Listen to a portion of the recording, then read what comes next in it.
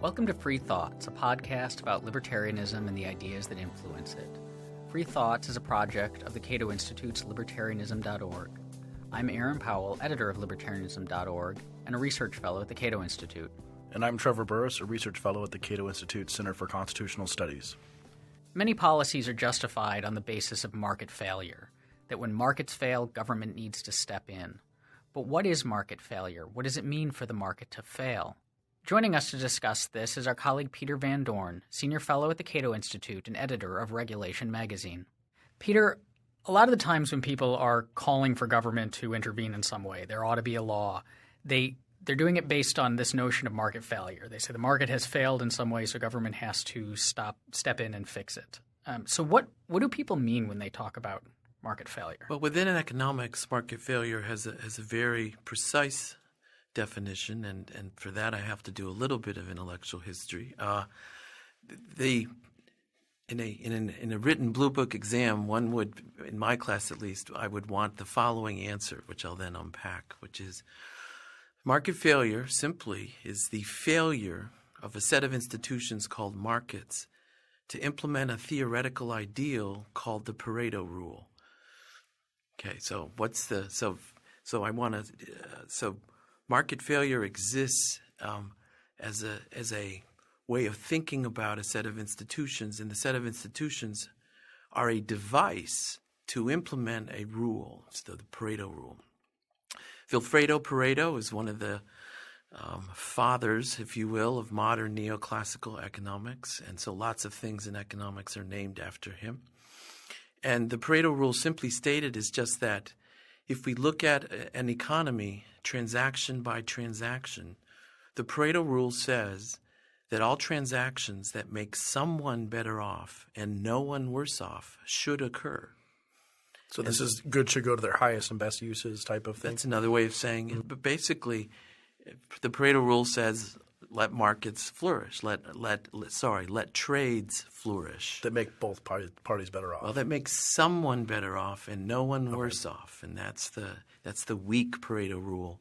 The strong Pareto rule is that everyone's better off through all the transactions. But let's say the weak Pareto rule is what I have in mind, and then a separate sentence would say, under many circumstances, markets are a sufficient condition to perfectly implement the Pareto rule. It's simply so what would be some of those circumstances? Just like 5 people in a room trying to trade some small gadget, something they all have, and then everyone can make a trade, and everyone can feel better off or worse off, and no one feels worse off after the trades. That's the key, right? And so that's a small person or a small N economy, and then you scale it up, and you've got the United States and the world, et cetera. So this is like I've heard this kind of experiment for teaching this to kids, which seemed to clarify it somewhat. This giving out candy in a classroom.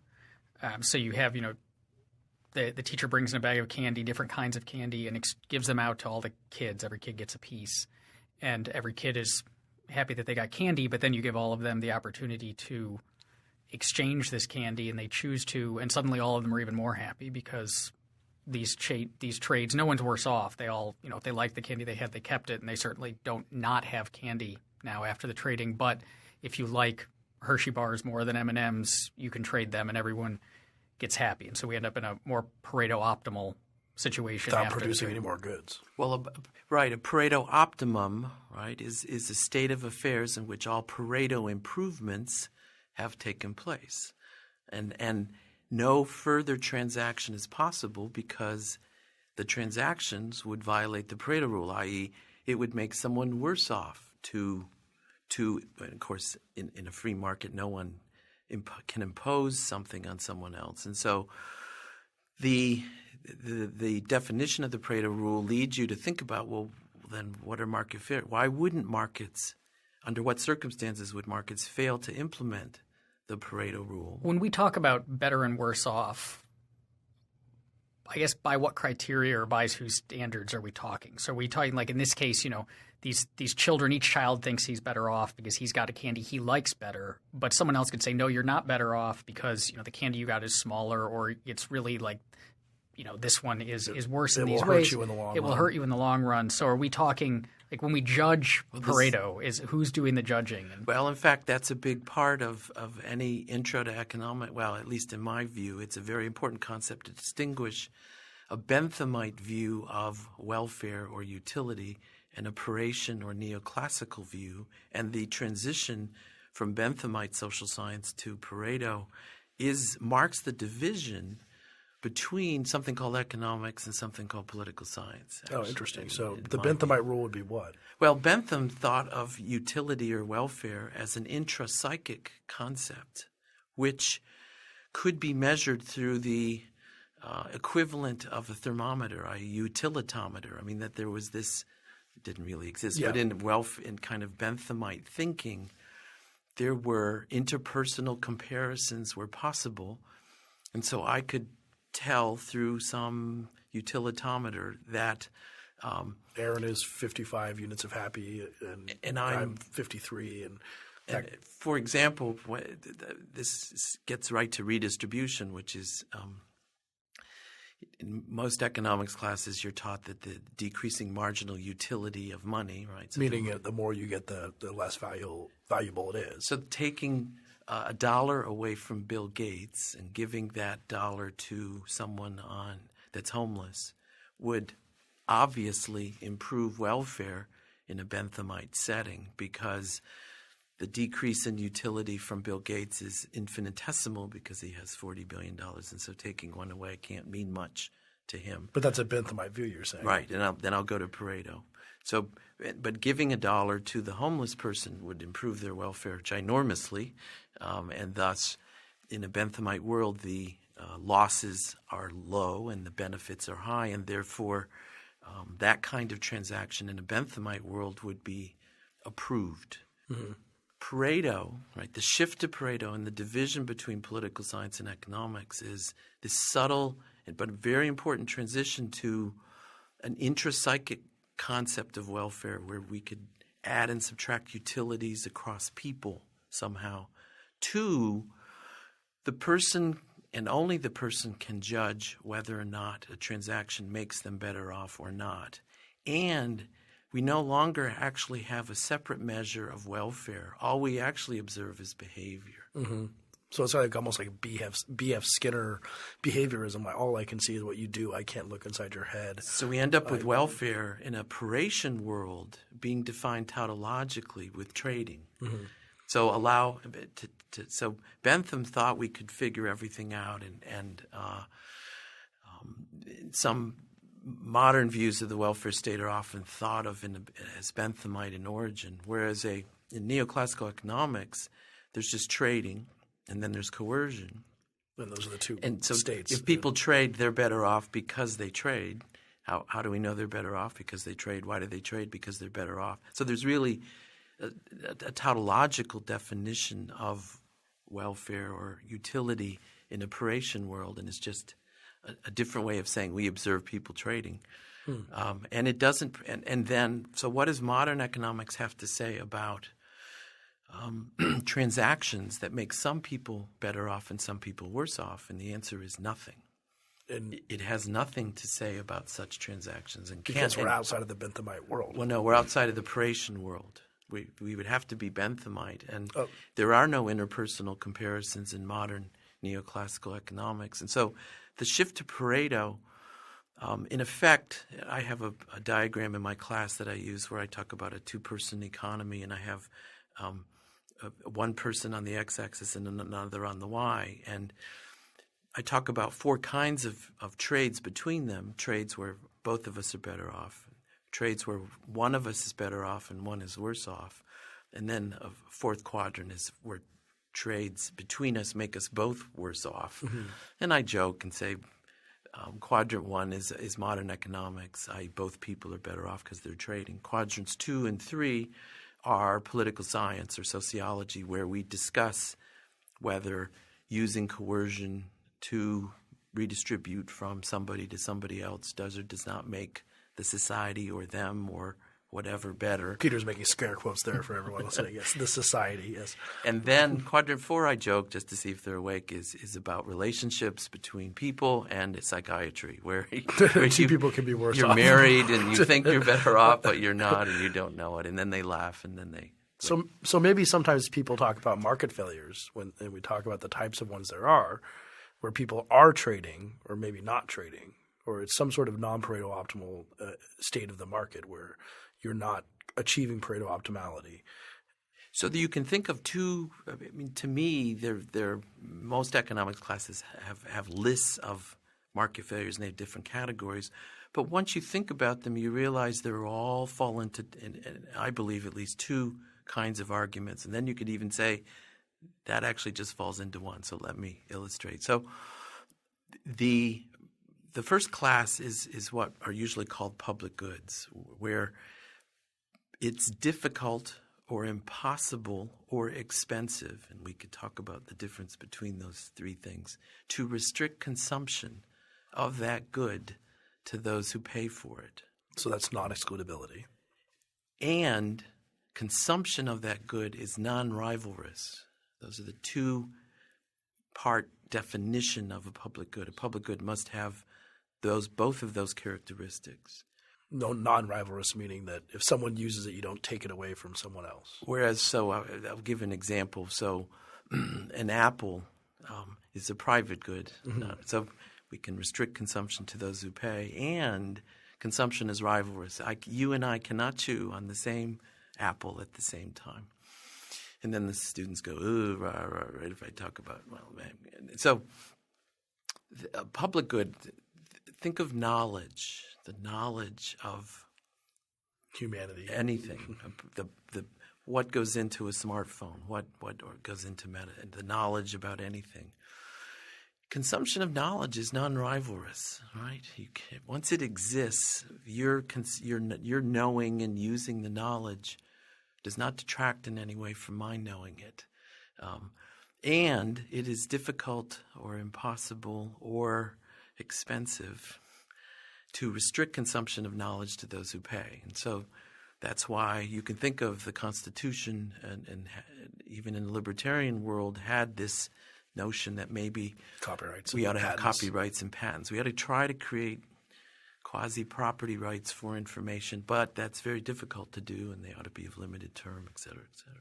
Is national defense another example of these public good? That's the one that I hear a lot of. The usual classic example in any kind of economics class of a pure public good is defense. And that by defense we mean the protection of people within a border, i.e. because if you add more people within the border, it doesn't raise the marginal cost of defending the border, and consumption of the defense of the border for all those within it is non-rivalrous.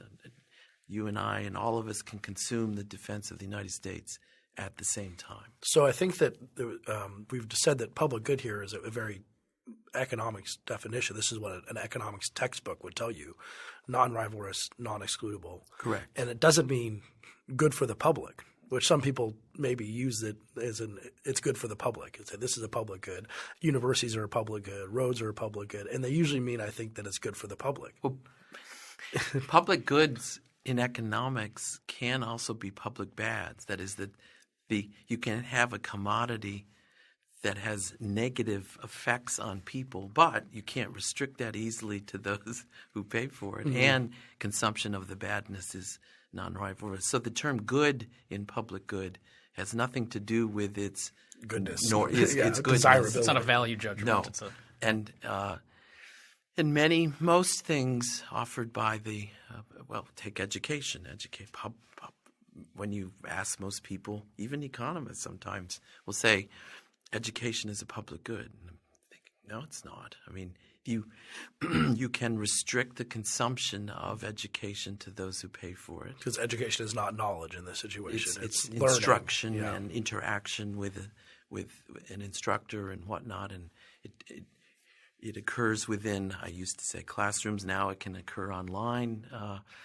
And consumption is – we could talk about whether it's rivalrous or not, but the key is that classrooms, well, They have a size. do they have congestion once? Yeah, like roads. Like once the class size gets to be a certain level, is there a degradation in quality from the point of view of the educational consumer? The whole rationale for small liberal arts colleges is that the answer to that question is yes. Is that the big flagship state universities don't pay attention to you. You'll be a number. Come to, you name the college, and you'll be in the classes of 12 and 15, and we care about you. Mm-hmm. So going back to market failures, we had public good ones. And how are public goods an example of a market failure then? Of them not being provided, would that be an example? Yeah, like what makes them fall within that? The private provision of public goods would be difficult or expensive or impossible. And again, because the private entity that tried to supply the good, the commodity, would have difficulty or impossibility of being paid for that item. And second, even if initially they provided it, they couldn't then restrict newcomers from consuming because it's non-rivalrous. So it's those characteristics of a commodity that make it, I'm repeating here again, difficult, expensive, or impossible to provide privately.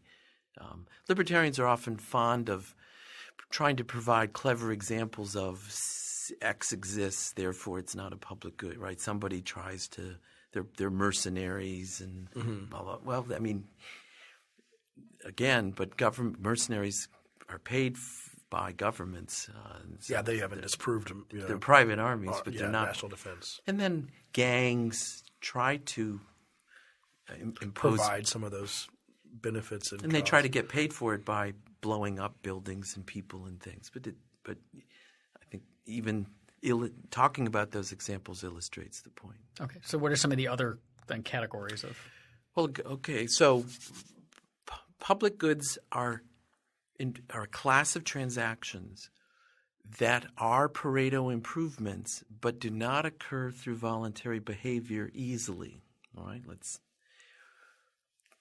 The opposite of that are transactions that occur easily or not easily that degrade someone's welfare without their consent. Oh, so these are the two broad categories you're talking about? One of them are transactions that don't occur, and one of them are transactions that do occur. Exactly. So public goods in class are normally thought of as goods that don't occur that ought to, and then government should tax or something and provide them.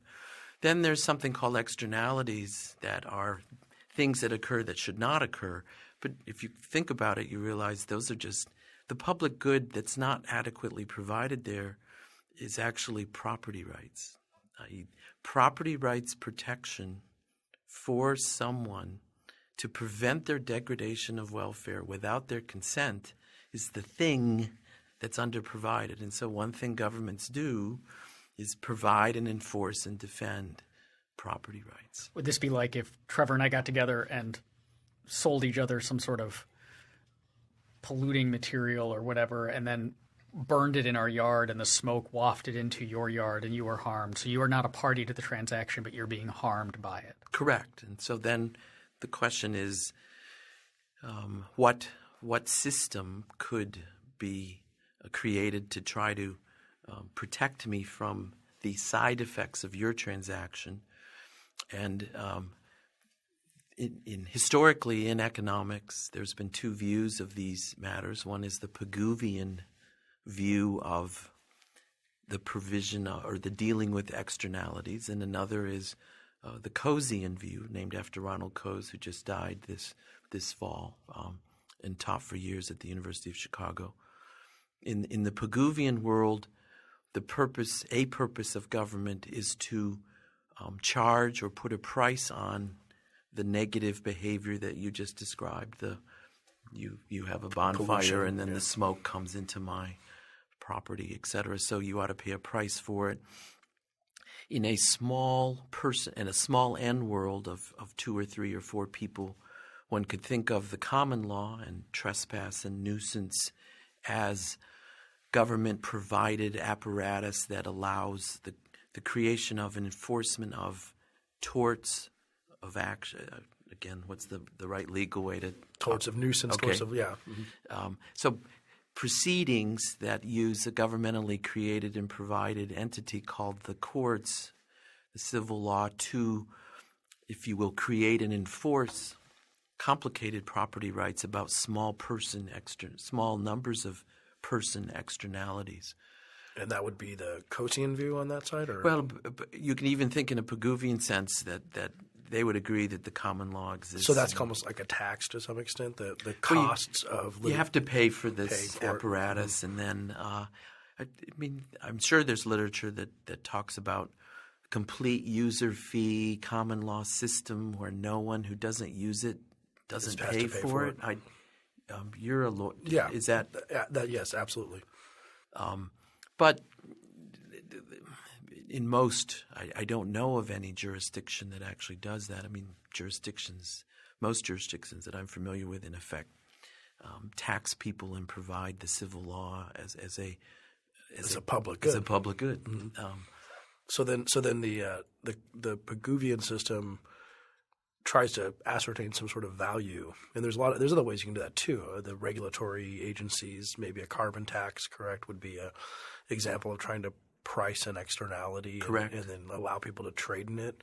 So that would be an example of this really being a property rights problem in the sense of the externalities problem of bads that come from transactions is just a problem of property rights not being adequately delineated, correct, and defensible, correct, in the market. I mean, Pigou takes it further and says, in a Pigouvian world, there's always a harmer and a harmee. There's a kind of normative notion of who ought to pay for what here. So in the in the bonfire, the leaf example that you described earlier, Pigou would, and most people probably would say right away that you ought to pay me to accept the smoke and pollution from your behavior. But in a Cosean, what Coase did is kind of take the normative out of it and say the normative being that who has the right to be polluted and who has the right to pollute. In Pigou, this implicit notion of who the tax or what behavior the tax ought to be on, which is the pollution, the polluter, the pollutee. In a Cosean world, there's two entities, two people, two corporations, two whatevers that want to use the same property at the same time for different uses, and they have a conflict. And so the property here is like the air, or the whatever. So one person wants to use it to breathe, and the other person wants to use it to pollute, or wants to use it to enjoy fresh air, whatever. And the other person wants to use it to pollute, and there's no normative judgment there about who has the right to breathe fresh air or to pollute. Correct. And this typically infuriates any students or people you start talking to. So they think it's obvious. That it's obvious what ought to happen. But Coase said, let's stand back. And in the classic example in the Coase article in 1958 in the Journal of Law and Economics, The Problem of Social Cost, there was a farmer and a railroad, an old-fashioned steam coal railroad that emitted soot, fire, and embers, and those damaged the farmer's crops. And so Coase asked, would the eventual equilibrium amount of pollution allowed differ depending on whether the train had initial property rights to pollute as much as the train wished, or the farmer had initial property rights to an environment completely free of trains? And then Coase started out this discussion with a bargaining game, imagining that alternately that one entity had the property right to do whatever they wished, and then because it was a small person game, the other entity then bargained with the initial owner of the property rights to say, I'll pay you to pollute less, or if the farmer does not have rights and has to pay the train, or the train then says to the farmer, I'll pay you to accept. And Coase asked, does it matter how we start out this game for the eventual equilibrium amount of pollution that results. In the strict as a part of a bargain. As a part of a bargain. And the Cosean answer, given assumptions that we can talk about, was no, that the efficiency, the eventual amount of yuck that occurred in a society was invariant with the initial distribution of property rights. But is it more related to the transaction costs then, right? The things that stand in the way of making a bargain. Well, Coase said, and for purposes of illustration, he used a very simple example, which is two people. And so and we can go back to the common law example that we described with your bonfire and me as the neighbor. In a Cosean world, common law might have created rights or something, but Coase said, I don't care, I'm an economist, does it matter whether the neighbor has to bribe you to stop burning your bonfire or you have to bribe me to accept? And the Cosean answer was no. It matters for wealth, i.e., you're always wealthier if you get money from someone than if you have to pay someone. So property rights create wealth. The initial distribution of property rights is clearly important, but it's not important for efficiency, which is what economists care about, i.e., so the resolution of market failure in a Cosean context has two aspects. One is a distributional aspect, which is who ought to have the property rights. But as an economist, I don't have an answer to that.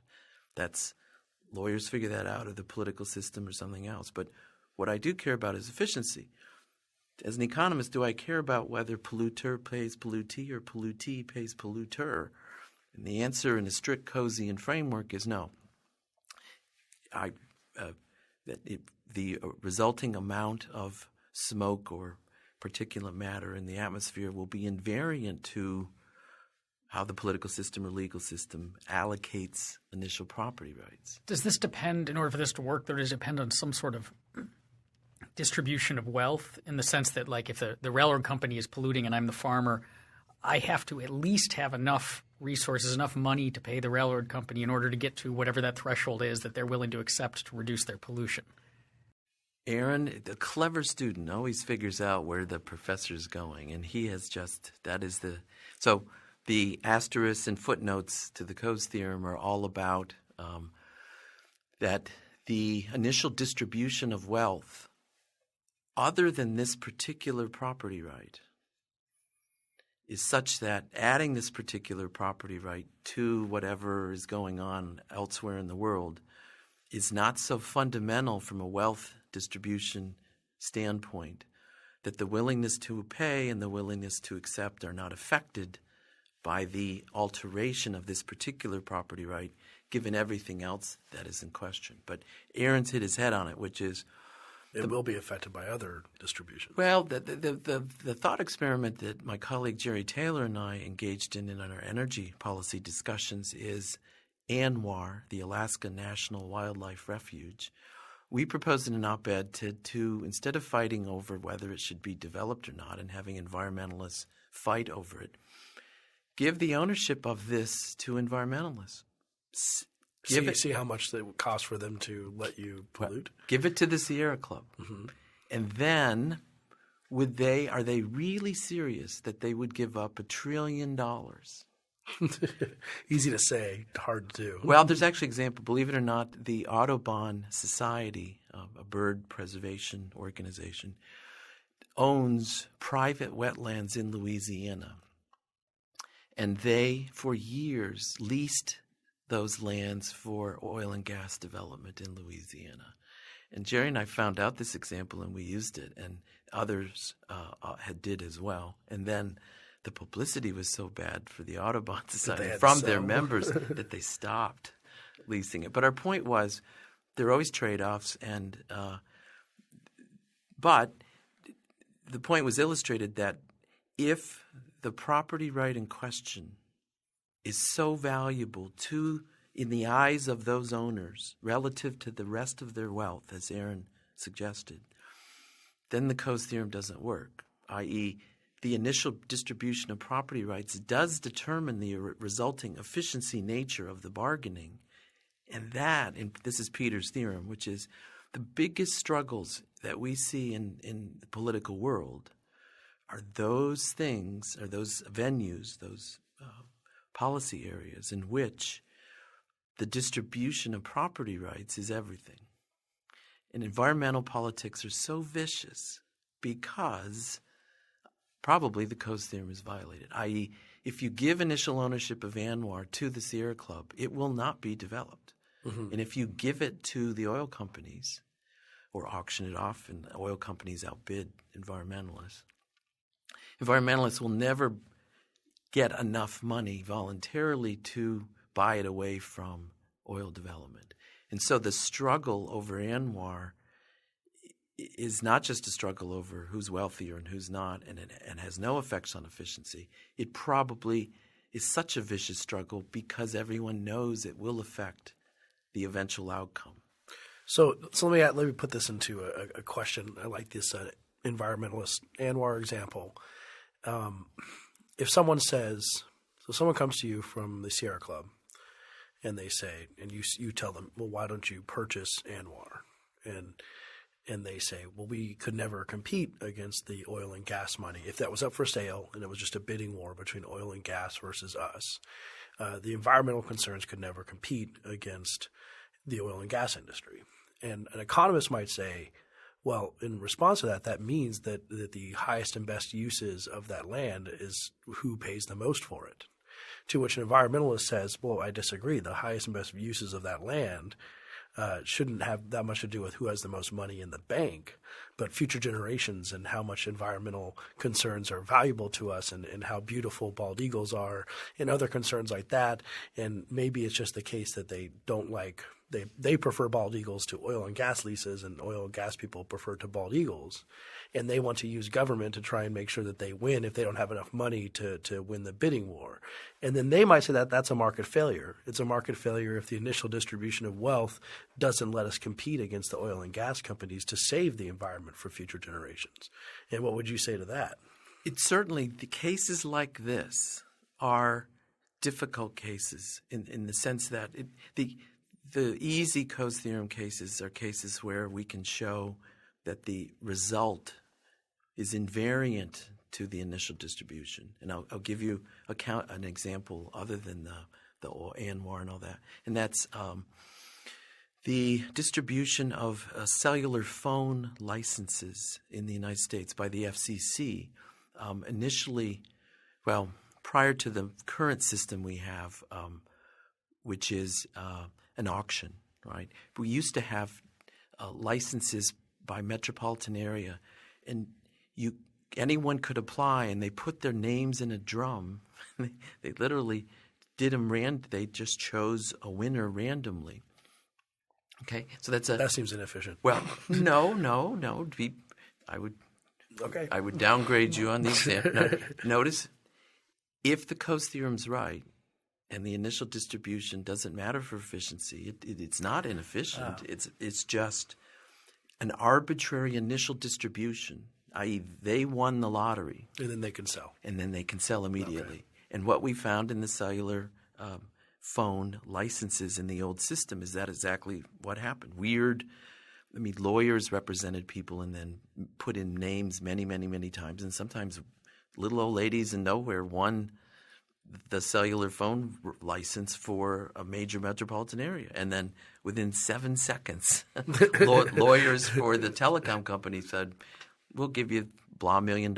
Would you give us a license? And that person would say yes. And so that's a perfect example of the Coase theorem working, which is initial distribution matters for wealth, but it has no effect on efficiency. ANWR, the distribution of things, i.e. who owns the property rights to development, probably affects everything in ANWR. And thus, it's not – I wouldn't call it a market failure, but rather politics is an appeals court for distributional things. And in this case, the economists would have to say, wow, the distribution of these property rights for this development will determine our future because it it will be very difficult to undo it if we go down one road versus the other. If we give initial property rights to ANWR, to the Sierra Club, there's a much higher likelihood that it will not be developed than if we give those property rights to anybody else other than strong environmentalists. They will in turn sell to oil companies, and oil companies will develop, and thus a fight to the death over that initial allocation, over and over and over again. Are the broad? Can we say though that the broad preferences about weighing the value of oil and gas versus environmental concerns is already embedded in the distribution, in the sense that these oil companies didn't start They're out not forcing anyone but to they, right. But they like it's not like the oil companies just kind of appeared with wealth. Yeah. They got that wealth because people wanted oil. And so every time I go out and I spend $50 to fill my tank with gas, instead of sending $50 to the Sierra Club, I am choosing oil over environmentalism. Environmental groups never, ever want to point – that is, oil companies have been bad in U.S. culture since their inception. Everyone has always hated them. And thus environmental groups always attack companies. They never go out to the suburbs and say – or everywhere. I mean, they don't go to the American people and say, all of you are the problem because you like cars and you drive them and you consume oil not as much as a consequence. Sometimes they do, but not as much. Not really. They don't Some like radicals suburbia do, but you don't raise money for by causes attacking suburbia. by attacking everyone, right? But anyway, the bogeyman in American culture is always something called the company, whereas we and anyone trained in economics sees the company is just the realization of lots of people buying whatever it's selling. And so you could just go blame the consumers, but that's not useful for environment. Well, that comes up with a thing that Aaron and I often talk about, which is how much is politics just ultimately preferences, not liking what other people buy and wishing that the world had different preferences. I wish that the environmentalists say, I wish that the world had more of a preference for environmental future than they do for oil. And if you ask people in the world, the way we're going to save the wetlands is to go around to everyone in the world, wetlands X, whatever one you want to talk about, and say, you have limited resources and you can give it either to wetlands or to to power, to light, to power television or your plasma television or your car. And so everyone gets a chance. Maybe they just all have $1 and they get to put their $1 on one side. And at the end of the day, the television and car side has more dollars than the wetland side. Right.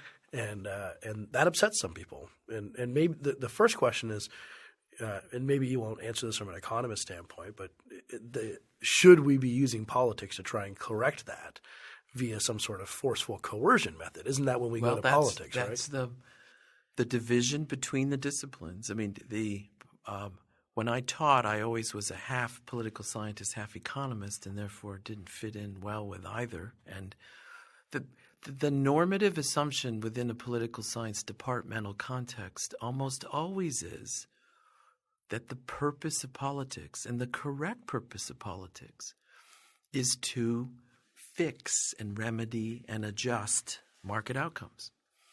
But within an economics context, there's a much more limited view that no, you should only do that if and only if there's something called market failure, which is what we've been talking about today.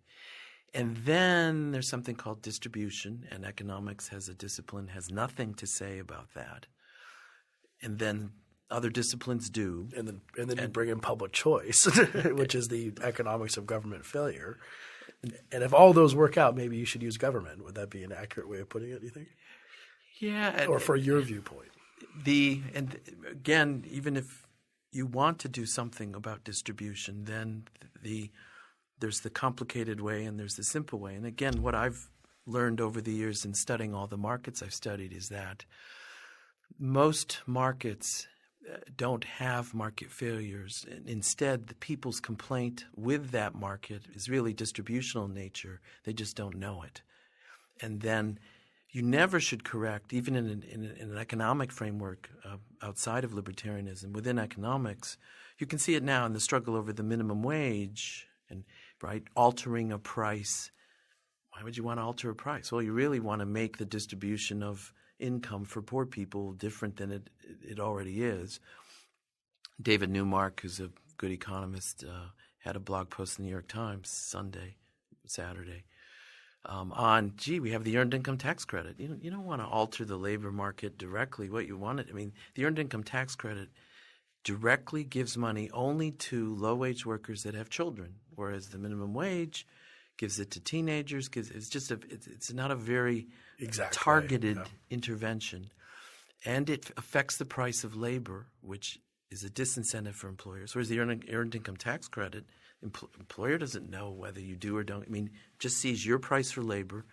If the society subsidizes that person additionally, doesn't affect the employer demand for labor one way or the other. And so, from an economist's point of view, even if you want to do something about distribution, you should do it not through any particular market. You should do it more directly, not distorting markets, but more directly to who you want to help. Yeah. Does the minimum wage give us kind of a example then of what goes wrong in a lot of this market failure and then government solutions, again with scare quotes, in that we have a situation that people have identified as a market failure as they're using the term, which they're using it incorrectly, correct, as we've discussed, where they're saying the people at the bottom of the income distribution are not earning enough money.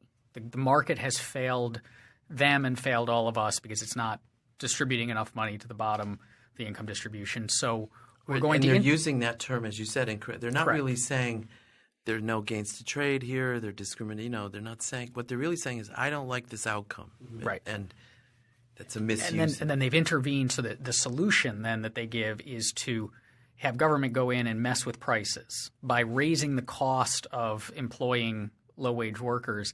And so they're using government to fix what's not really a market failure, but it still is something they don't like. But then one of the problems is it often makes things worse because rather than getting lots of more money for the people at the bottom of the income distribution, you simply now price them out of the market and they're getting zero money. Yes, and David Newmark actually has done interesting work showing an ironic, weird side effect of a higher minimum wage is to increase the dropout rate. Oh, that's a good – that seems to make sense. Because if you need less school to get a certain wage, then you don't have to stay in school, and a lot of people don't like school. And so, if you're on the margin, I'm right about to drop out. I'm like right about to drop out. If someone give me a job that will give me $10 an hour, I will drop out of school right now. And then, whoop, there it is, $10 an hour job.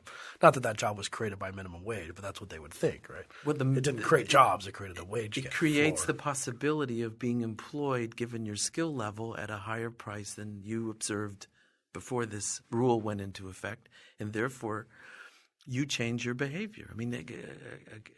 Anyway, so some of the most interesting work on the minimum wage is by David Newmark.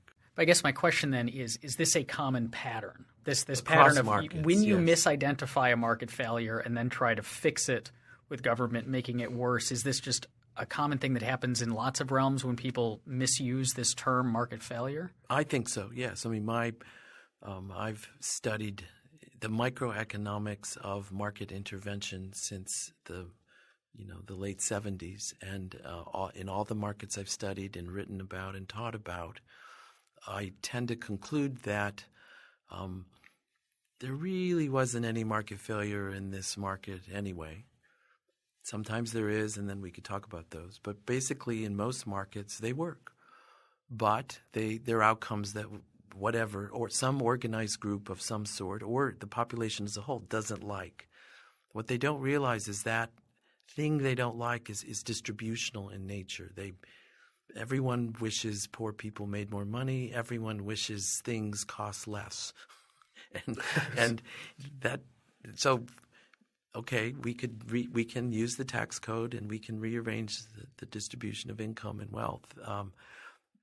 To do that, you do not need to have telecommunications regulation, OSHA, environmental. Well, again, except environmental regulation, there really are market failure. We don't have adequate property rights for the air and for the water, and we need to create property rights and tradable emission rights and things like that, even in a libertarian world for those things.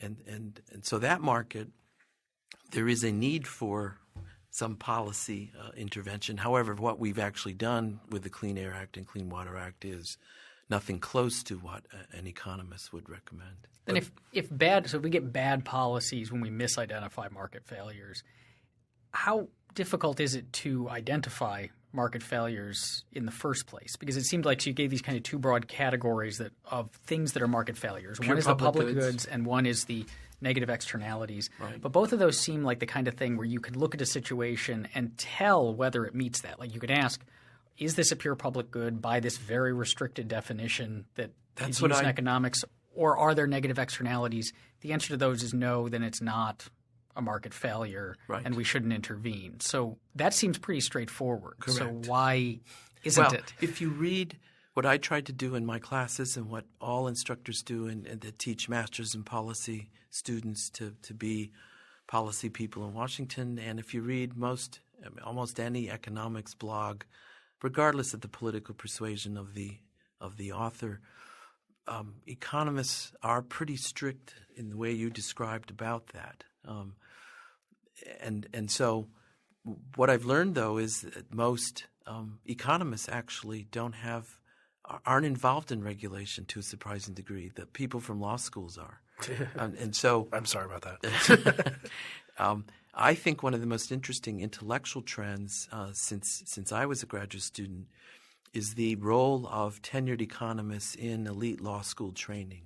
And I pin my own hopes on better government, i.e. less government, coming from that training, so that the cavalier use of the term we're talking about today would shame people in Georgetown dinner parties once they have degrees from leading law schools now, in a way that was not true 30 years ago, where you could go through regulatory law and not learn what we're talking about today. But you cannot escape elite law school training now in what I'm describing because of the rise of the field that we're talking about, which is law and economics.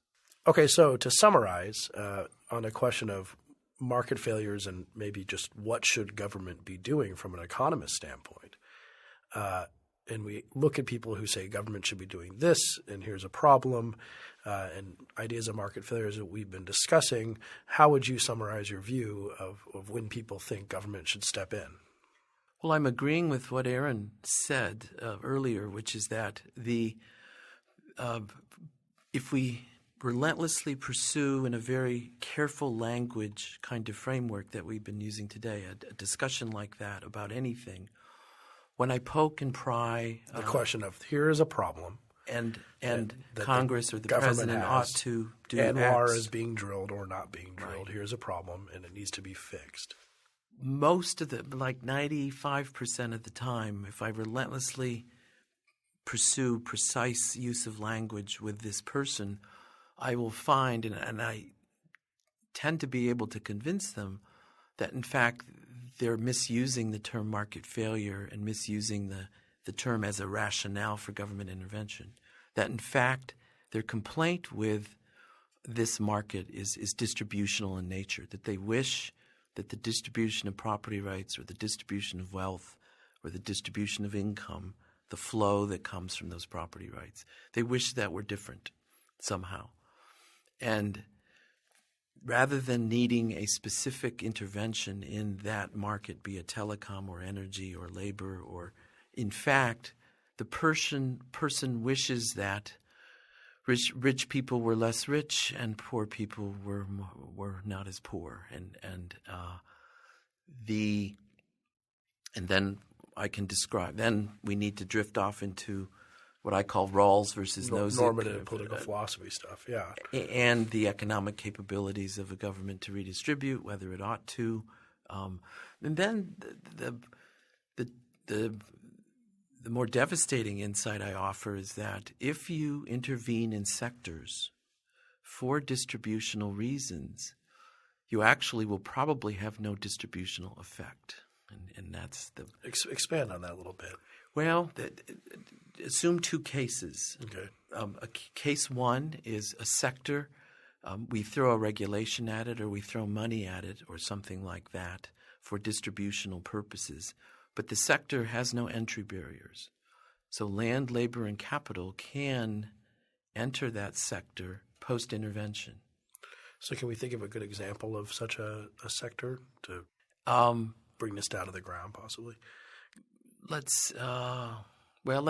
can think of one more easily that has restricted entry, and then I'll work. So farm subsidies are a classic example. We intervene in that sector and we regulate the heck out of farming. In a very surreal way, yes. For distributional reasons. There's a romance about the poor. All of us, if we go back 3 generations, had farmers in our background. We love family farms. We love family farms, and if we're honest, my own family, I'm the first generation not to farm. Farming's hard, and most people who are now urban remember or know relatives that were farmers and know how hard it was, and knew the role that something called government programs may have played in resolving bad years for Uncle Bob. Mm-hmm. And so even among urban voters, there's a sympathy to something called intervention in the farm sector. It's just a distribution problem, though. Your income on average is too low from farming, or it's too variable. There's only 2 things that can go on. Usually it's the variance that's bad about farming. Sometimes it's the mean, but a lot of the time it's the variance. Well, there's a limited amount of good land in the country, and then there's lots of bad land. And so good land is in Iowa. It has a foot of organic soil, and you can grow corn till the cows come home for that. You don't have to do much. The input costs are low. So if we throw money at farming, that's a limited factor of production, i.e. good land. And so guess what happens because of our intervening in farming, which is it's the value of land in Iowa goes up. Okay, so to use the jargon, the subsidy gets capitalized into land values. And once that happens, and that happens only once, all future farmers, all future owners, all new entrants into farming have to pay for the privilege of being subsidized. So this which means they're not being subsidized. So this is like Archer's Daniel Midland, or any sort of large farm that captured the land and had it when the subsidy was granted. Their land suddenly became incredibly valuable, and it's valuable until the subsidy goes away. Correct. And now the subsidy is no longer – it's captured once by the first seller, and then every single other person just has to pay. Well, to be precise, it's actually captured by whomever owns the asset in question when entry is restricted, i.e. it's good land and there's a limited supply of it, and the market recognizes that the subsidy is going to happen. So you can imagine it happening before the program's enacted. But the price would go up. There's an expectations game. Yes. And similarly with deregulation, it's the opposite, right? So if you ever – I've seen studies which is if we ended farm subsidies, land values in the Midwest would go down by 1/3. And they're right.